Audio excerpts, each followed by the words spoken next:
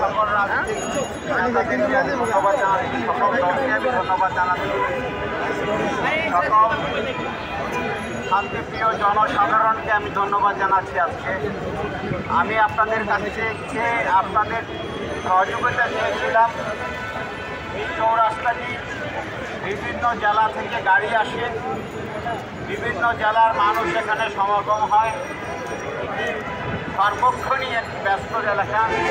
এই এলাকাটি কখনো বিভিন্ন এলাকা থেকে বিভিন্ন জেলা থেকে যখন গাড়িগুলো আসে, জনগণ যখন আসে, এখানে যখন ভিড় দেখে, এখানে যখন যানজটে পড়ে, গাজীপুর সম্পর্কে মানুষের ধারণা পাল্টে যায়, গাজীপুর সম্পর্কে মানুষ বাজে ধারণা নেয়।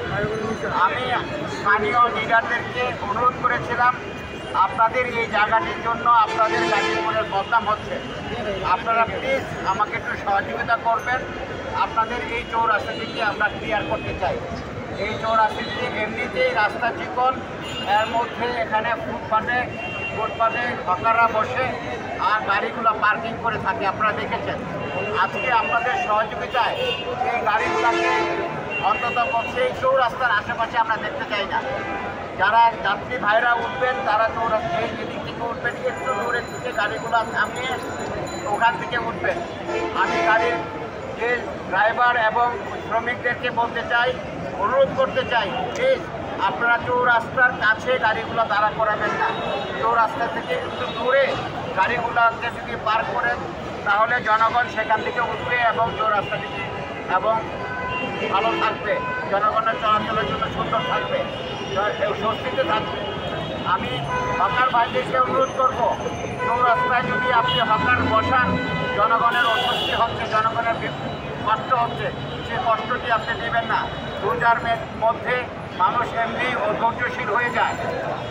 আপনারা যদি রাস্তার মধ্যে বসে থাকতে হয়, দীর্ঘক্ষণ বসে থাকতে হয়, মানুষের ধৈর্য থাকে না।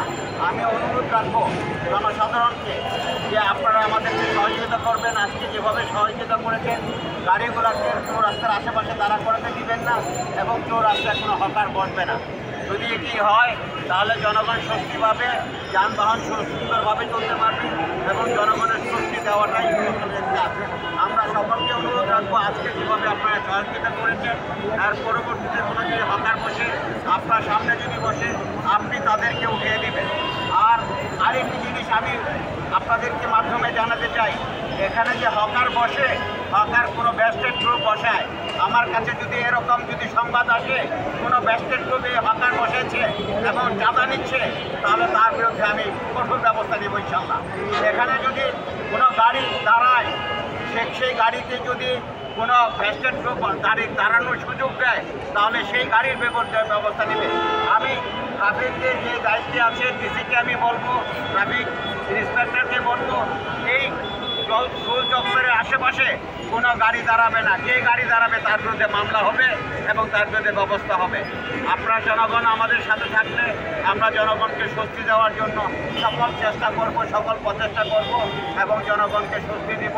এখানে চিন্তার অনেক ঘটনা ঘটেছে, যদি আপনারা পাশে থাকেন কোনো ছিনতাইকারী এখানে থাকবে না ইনশাল্লাহ। ছিনতাইকারীকে আপনারা চিনেন, আমরা তাদেরকে ধরে আইনের হাতে সুব্যস্ত করবেন, আমরা তাদেরকে সঠিক আইনে নিয়ে তাদের বিচারের ব্যবস্থা করবো ইনশাল্লাহ।